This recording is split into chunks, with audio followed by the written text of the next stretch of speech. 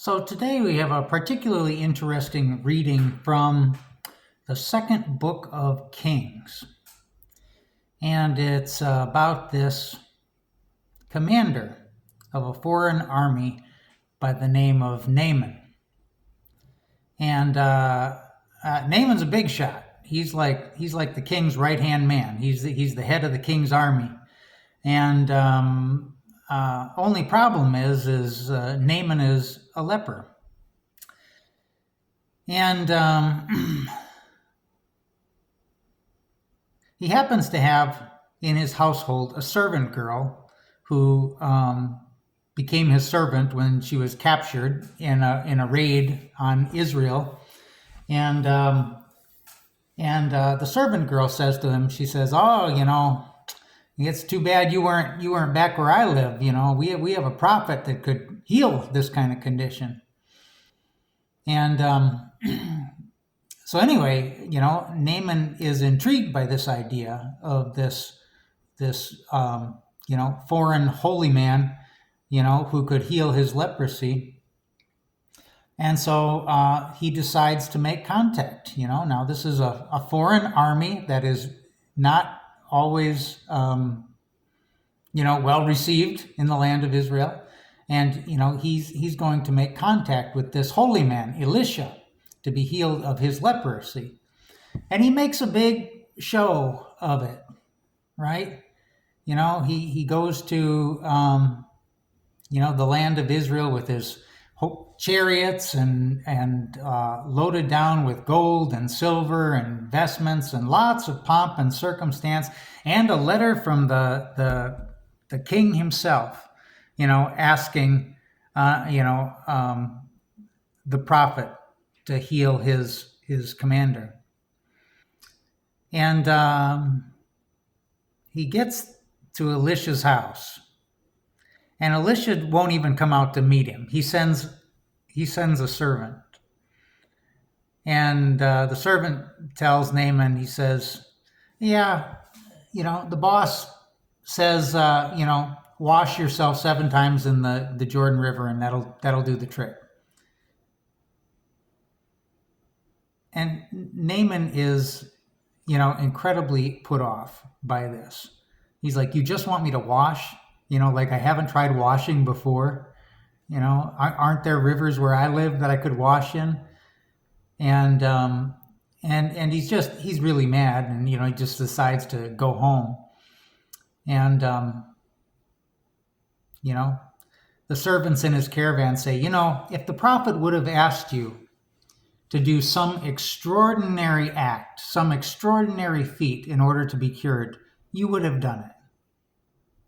How much more so should you not just do something simple he's asking you to do? What does it hurt?" And so they prevail on Naaman, and he goes and he washes 7 times in the Jordan and is healed. So the line that strikes me is, if the prophet were to ask you to do something extraordinary, you would have done it without any question. How much more so should you do it if you're asked to do something ordinary, something easy?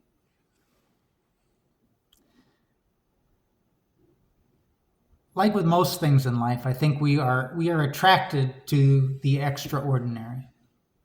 We are attracted to the foreign, to the strange. And we feel that if something is going to be worth something, it's got to cost us something. And things that don't cost us, we're very suspicious of. And so we tend to be attracted, even in religious life, to the extremes. And you especially see it with young people in the church, especially the Catholic Church. They're attracted to the extremes of the faith. Aestheticism, pilgrimages, sacrifice. And not that these things aren't good, but they serve a purpose. In that they help us to do the ordinary things, which is where really God shows up. Sometimes it's, climbing a mountain might make us feel good, but it's getting up and going to work every single day, when we don't particularly want to. That's where the rubber meets the road. That's where the work gets done. And climbing a mountain is only so good as it helps us to do those other tasks that are more mundane, but maybe harder because they are more mundane. It reminds me of a joke. This guy, he really loved this woman. And so he climbed the highest mountain for her, did it in her honor. He swam the widest river for her. He walked the deepest valley for her. And she divorced him, because he was never home.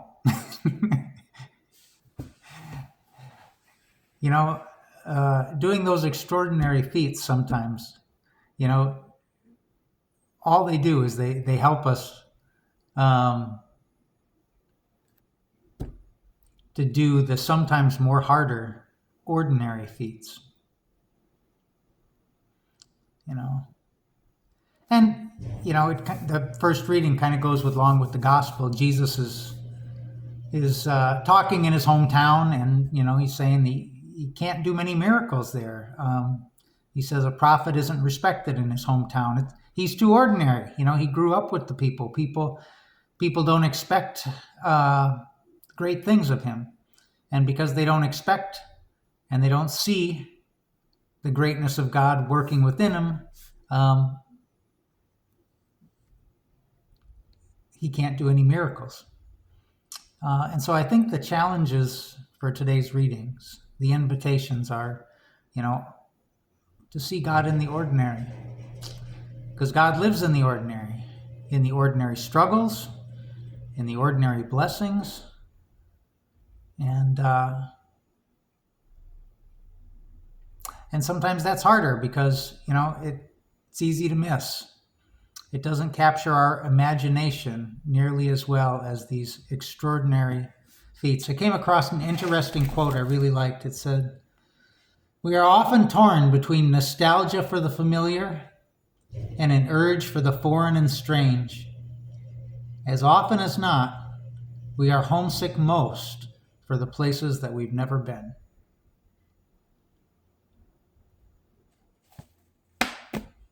See you tomorrow.